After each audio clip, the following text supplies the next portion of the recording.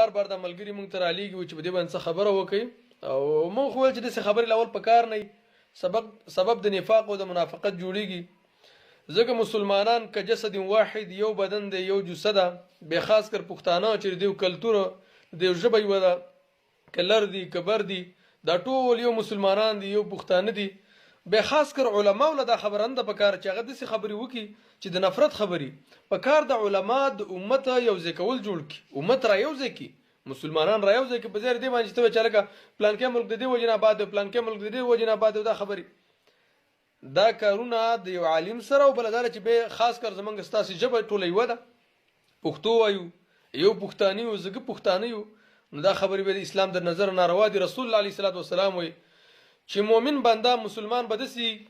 چې دا ټول که جسد واحد د یو بدن په شان به، که چېرته بدن کې پخپه کې ازغیلال شي نور بدن ته تکلیف ورکوي.